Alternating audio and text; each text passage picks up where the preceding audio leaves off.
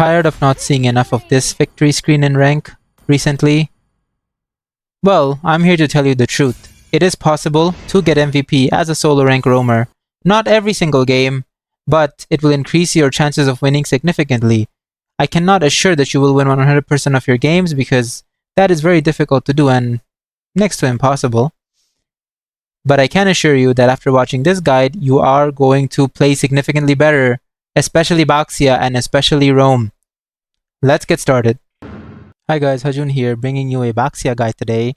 Baxia is SS tier right now. I'm not sure if you guys saw my Rome tier list, but in my Rome tier list video with the Team Liquid coach, if you haven't seen it, go check it out. It's really good. It's very detailed. We talk about as to why Baxia is SS tier. Main reason is he has anti-heal, right? And on top of that, he can stack anti-heal item effects. In total, offering a lot of anti-heal pretty much, right? And he is a very good counter for Uranus. He's very good against Uranus, very good against regen heroes, and regen heroes are meta right now because anti-heal items got a nerf. So let's get started. In this video, I'm going to show you guys how to use Baxia and how you can pretty much get MVP. Let's go over Baxia's skills before we start the gameplay. Starting off with Baxia's passive, Baxia Mark. Permanently, it will reduce the damage that Baxia received by 15 plus 4. At the same time, Baxia will reduce the shield and HP regen of enemies hit by his skills by 40% for 4 seconds. So he will pretty much apply the passive of Dominance Ice, Glowing Wand, Sea Halberd just with his passive. But instead of, as we can see here, Dominance Ice has 60% of that effect, right, of the anti-heal effect. Baxia's passive is going to apply 40%. Okay, so if these two items work together, or Baxia's passive and Dominance Ice work together, it's going to give him 100% anti-heal. That is really, really good, especially because the anti-heal items were nerfed and regen heroes are very meta right now. And because of Baxia's passive and how Dominance Ice works, it can completely shut those opponents down. Baxia's first skill will pretty much make him turn into this wheel that is going to spin and spin, and if you hit a target on the way, it will stun them for 0.8 seconds. However, if you press that button again, you will actually bounce in the air, and whoever you land upon, you will stun them for 1.5 seconds. That's almost double. So what you always want to do is you want to tap the skill and jump on people basically and land on them. That's the combo that you want to do all the time. It will stun them for longer. Let's take a look at how this skill works. So as you can see, I have stunned Zilong for 0.5 seconds.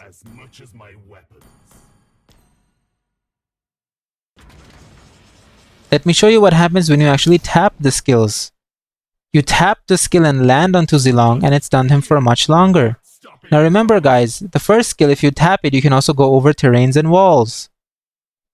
So always try to hit your first skill.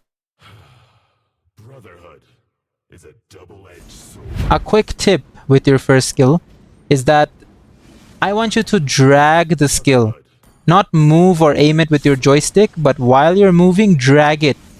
See, I can go to a completely different direction if I just drag the skill. Okay, so what you want to do is drag it towards the opponent, and this way you can actually land your first skills a lot easier and a lot better. The power of the black tortoise is always formidable. Moving on to Baxia's second skill, he throws a shield which disappears after throwing, and if you hit an enemy with it, the cooldown is reduced by 15%. Basically, you can spam it after every 1 second if you hit someone.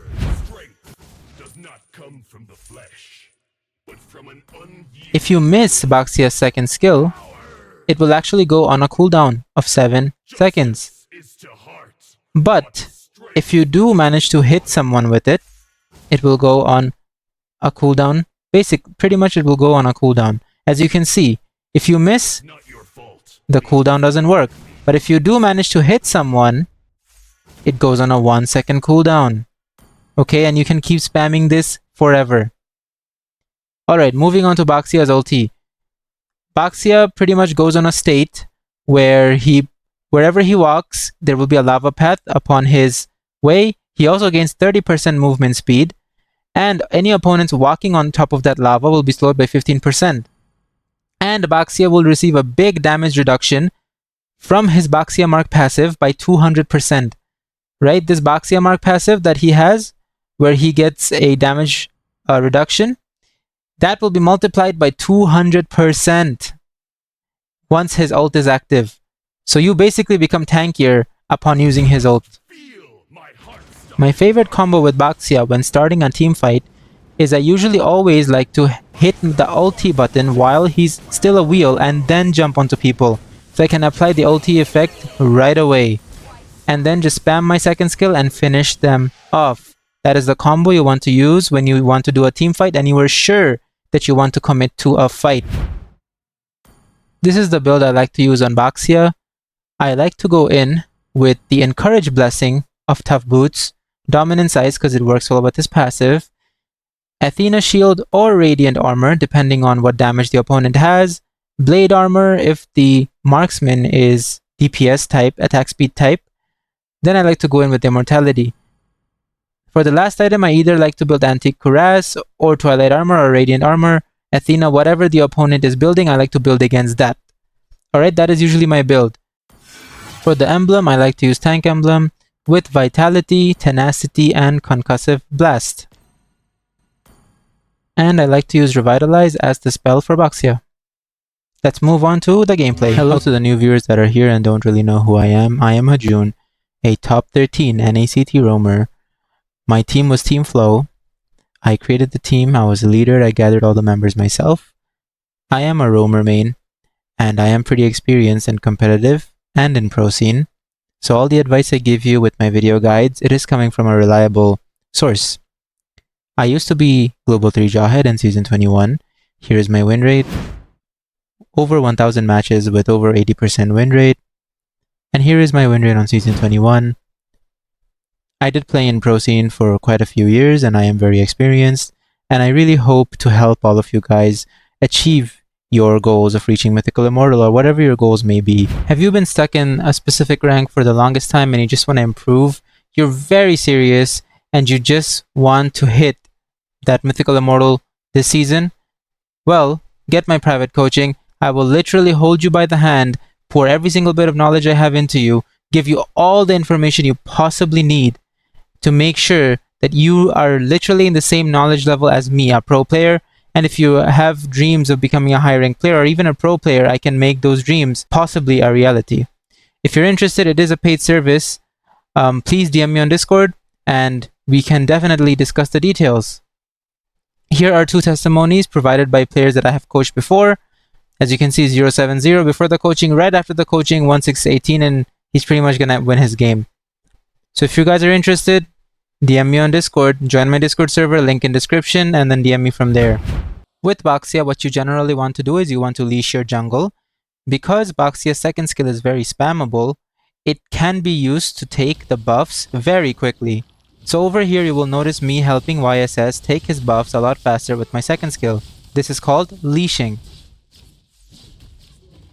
I would suggest helping your jungler leash every time, whenever you decide to play Baxia. Here, I decide to poke out the Kimmy. Guys, when something like this happens, it's a Kimmy that's invading. You always want to just walk up ahead and do damage to him, right? Because when you do that, you intimidate them.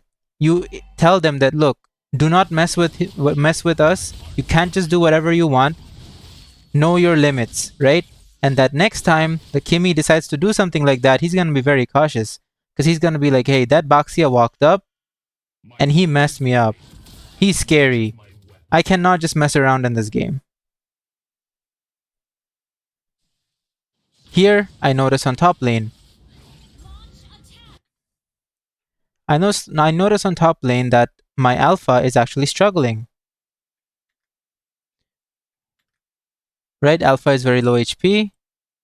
Uranus is over here. And I'm not sure if you guys know, alpha deals a lot of true damage. So if I help out this alpha, we can definitely kill this Uranus because alpha can kill Uranus. He is a tank killer at the end of the day. And another big tip I want to mention with Baxia's first skill, we have already gone over it at the beginning of the video, but make sure you drag it. Make sure you're dragging your first skill to the opponent. Okay, you will hit them. Higher chances for you to hit.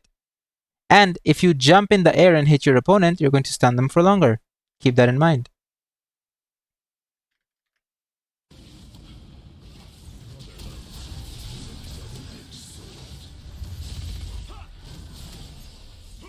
Just look at how much damage I am dealing to Uranus. I am a roamer, by the way.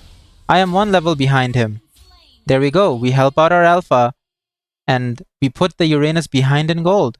So now Uranus cannot just do as he pleases because he is lower in gold compared to alpha. Alpha can punish him much more.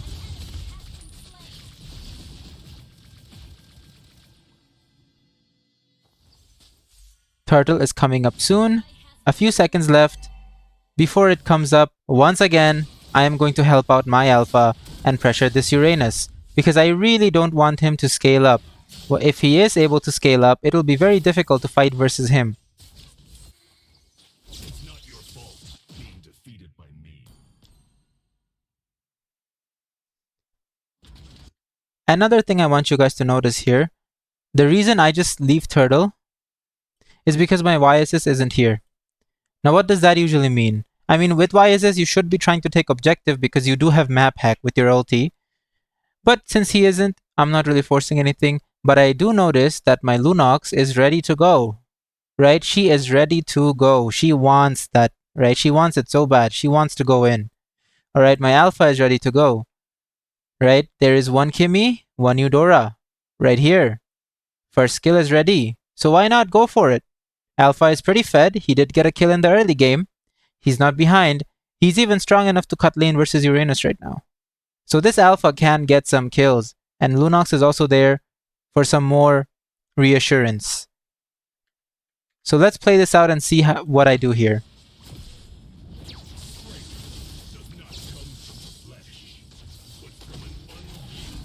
Once again, I didn't really jump in on them because my teammates were a little bit behind. I did tank the stun from the Eudora, making my Alpha ready to go in. I stunned the Uranus so my Alpha can chase the Kimmy and try to finish him off, or finish her off. But Alpha actually fails at doing that, and I retreat. At that point, I knew Alpha is not going to make it, so I just decide to back up. I see my YSS near me. I try to go for Kimmy, but withdraw because it just didn't felt like a good fight.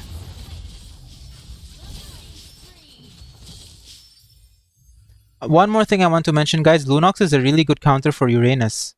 She can shred Uranus.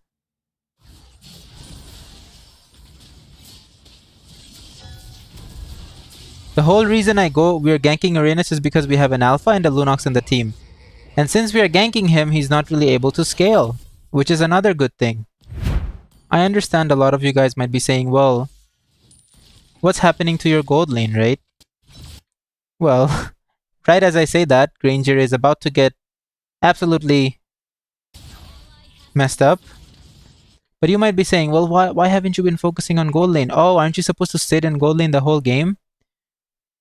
Look, guys, I understand. But because of the situation and the flow of the game, sometimes you just have to go with the flow. And it just didn't feel like a good bet to always stay there. That's why I was hovering around this area, right? Because Turtle is still up, right? Turtle is still up. Very contestable. And not to mention, my XP lane is ahead of their XP lane. That's why I'm more focusing here. And another thing is that Granger, yes, he is strong in lane, but YSS is also a hero. YSS is also a hero that needs to scale. So I'm not really worried too much about the late game because I know that if I can get this YSS fed, he can carry, right? It is good to help Granger, but I cannot be in all places at the same time, right, guys? Because think about this. When you decide to contest the turtle, you're leaving this entire area of the map open for the opponents. Right? Now either the opponents can contest the turtle or they can gank this lane or fight in this area. So when you leave this, when you go and do turtle and you're giving vision for turtle, this is something you have to keep in mind. So whatever goes on in this area, you can't really do anything about it. You have to let it be, and that is called trading. So when something like that happens, and something is going on the other side of the map, try to capitalize on the side of the map you are at. So if your gold lane got ganked and died, that's not your fault. It's your gold laner's fault for dying. Because he knows that it's time to contest turtle, your team is contesting turtle. Right? He knows he was overextended. I had to recall. He knows that his tank is recalling in base. There is no vision on the enemies. I should be playing safe. Even if my tower goes away, as a gold laner, I cannot die. I will sacrifice my tower, but I won't die. That should be your mindset. Okay? You will get ganked. Your tank isn't going to be by your side 24/7. So for the gold laners that are watching, please fix your mindset. And don't always expect your team to gank. If your roamer isn't there with you, don't complain. If he's not there with you and you have no vision on the opponents, play safe. Because at the end of the day, if you play safe, you can still live.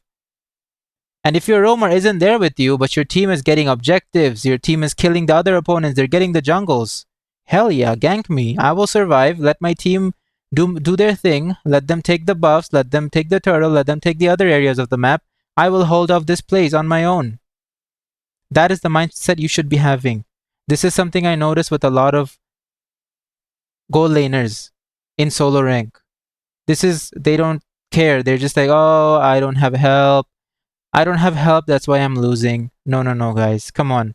This is why you are losing your solo rank games when you play gold lane. Don't expect the gank, right? Always look at the map. Check if your opponents are missing. If they're missing, you have to play safe. If your roamer isn't in the area, you have to play safe. Alright guys, let's move on to the video. I'm yapping too much.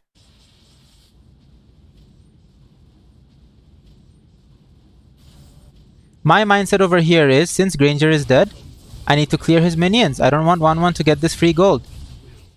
And it is also an opportunity for me to get a little bit of my own gold up by killing his minions. Here you go, as expected. Baxia vision, please. When clearly, I had to recall and we had a fight in top lane. Guys, don't expect your marksman to understand everything. If they say something, just ignore it.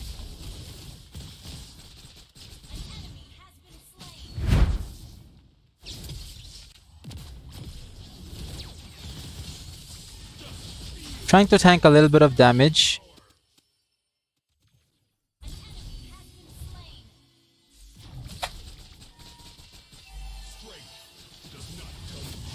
My mindset over here. I popped my regen. I know my Lunox has light. She has light form. I can tank Hellcard's damage. My Lunox can sustain it as well. And my Lunox is pretty fed. She has a few kills. She is pretty farmed up. So in my head, we can definitely take this fight. I have regen and I just popped my ult. My ult increases my defense. Alright, so stuff like this you have to always think in your head and have it planned out. Let's watch what happens.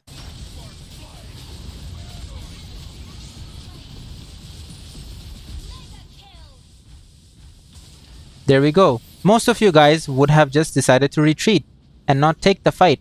But understand your hero's limits, understand what your teammates can do, and you can turn situations like that completely around.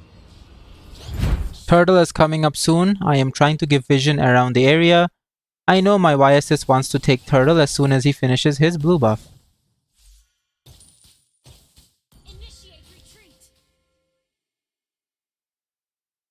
I'm trying to vision this entire area so my Y-assist can start taking Turtle, but looks like he has a few plans of his own.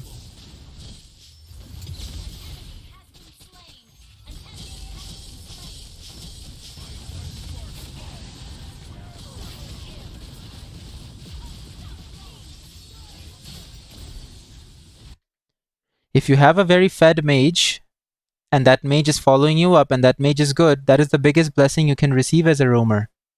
Take advantage of that. Lunox can burst everyone right now. Lunox can kill that Eudora. That's why I went for her. This Lunox is really, really good. I recognize that. I'm trying to make the most of it. I'm trying to make a lot of plays around her. That is what you need to do.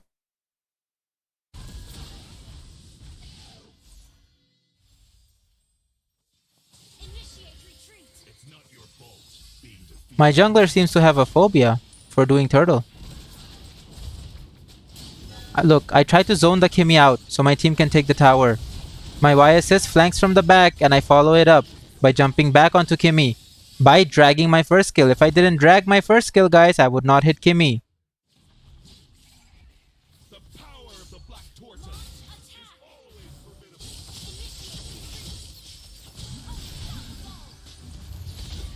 I use my regen to heal up Lunox.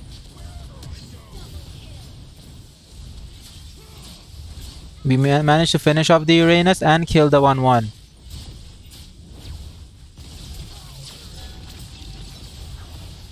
I want you guys to notice what I did earlier, just there. We will go over that again.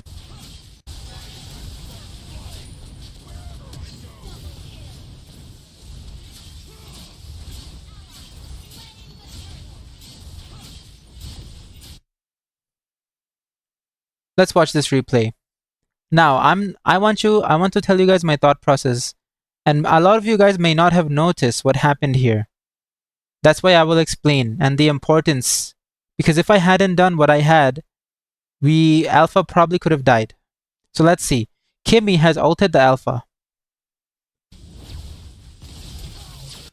He actually gets pulled back and stunned. I am taking the tower shots now because my second skill has hit Eudora.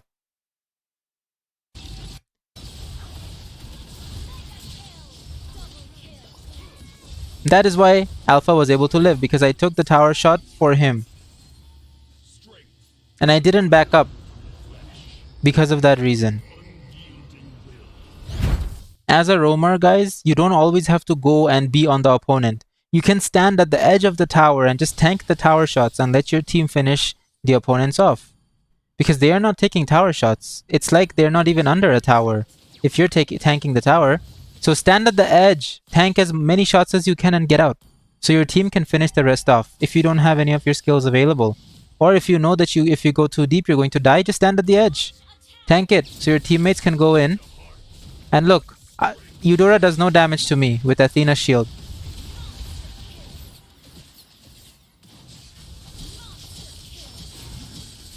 I regen the Lunox, so 1-1 does no damage to her. Once again, look, Uranus cannot regen because of me. We are completely shutting down this Uranus. Just because I focused him in the early game, just because we killed him, now Uranus has no impact. Even though my Granger was behind in gold, he's absolutely annihilating right now. You see how things play out when you do the right things, when you realize all the things you need to do, and when you apply them and you just go with the flow sometimes, right? The game is going to go well. If you do the right things and if you do the proper objectives, you will win in the end.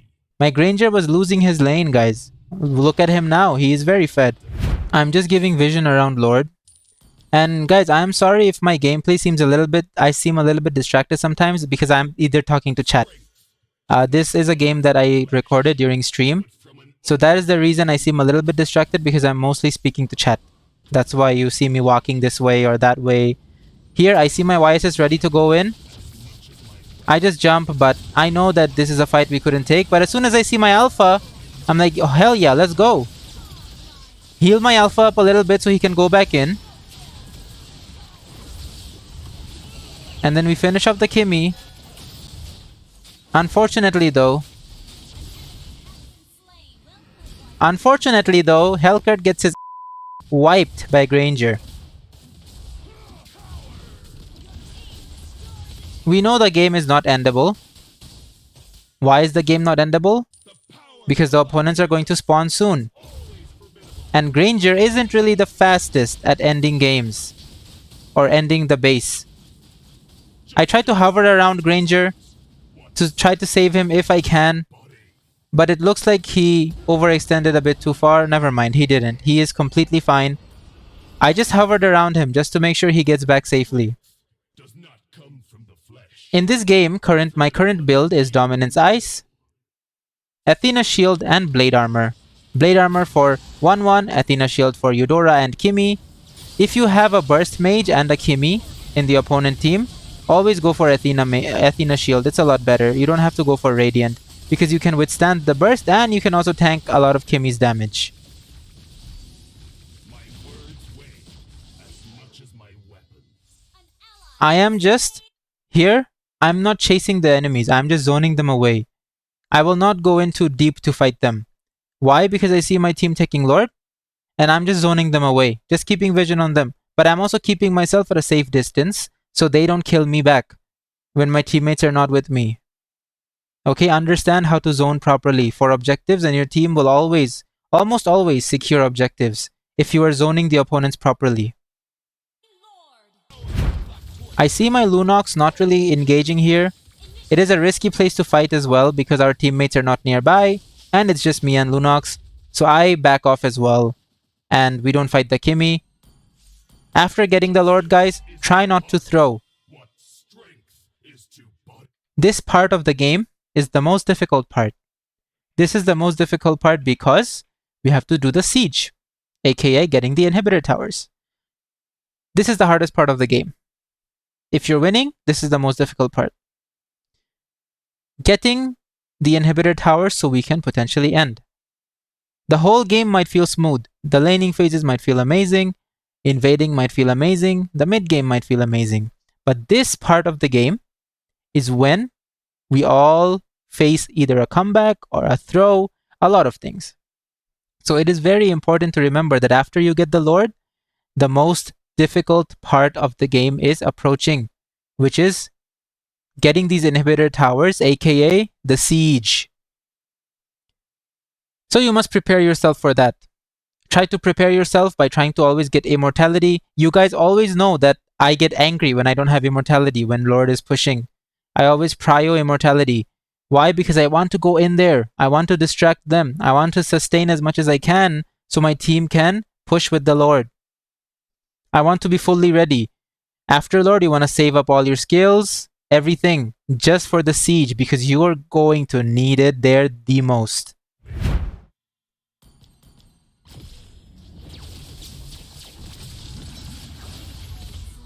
Very unfortunate outcome. I was overextended.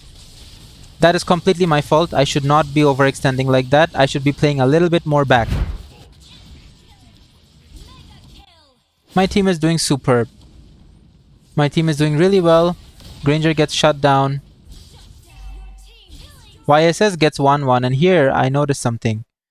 Eudora is dead, Helcurt is there, both of them are coming back soon. 1-1 and Kimi just died. It's only Uranus. I know I have my alpha with me who can shred Uranus. So I'm very confident that if he overextends, we can definitely kill him.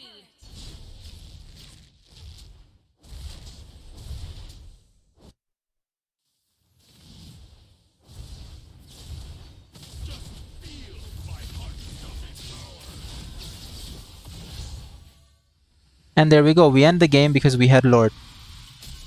I want you guys to always keep in mind to play around that one person who is doing super well. For me this game, it was Lunox. I made a lot of plays with Lunox, a lot of plays with Alpha. They were playing well, right? They were playing good. And even though my Granger was behind in the beginning of the game, he was able to do super well because I made those plays, I made those decisions to help the people who are actually good in the team. And because of that, guys, my performance, MVP, the highest ranking out of everyone here. And my KDA is looking very solid with a 28 assist. By default, Encourage is a very good roam item if you want a lot of assists, because even if you don't use your skills on anyone, the passive of Encourage is going to buff your teammates. And if they get a kill, you're automatically going to get an assist because this buffed your teammates.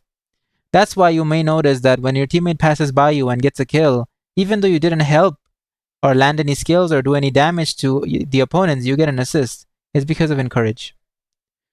It will usually give you a lot of assists, but if you play like this, guys, you can most likely win games even if you do super bad in the early, even if one lane is losing in the early game. If you play around the people who are playing well, look at this Lunox, right? The second highest score. the highest kill. Why? Because I decided to play around this Lunox because I noticed he was doing good. He was following me up. He was trying to make plays with me. He trusted me in a way, and we had this sort of mutual understanding through our skills and players, as players who play the game. So recognize that is the most important thing for really winning solo rank when you are playing roamer. Alright guys, thank you so much. I hope you enjoyed the guide, and I will see you guys in the next one. Please take care guys, and make sure you are taking care of your mom and keeping her happy. Alright guys, never upset your mother. Take care. Bye-bye.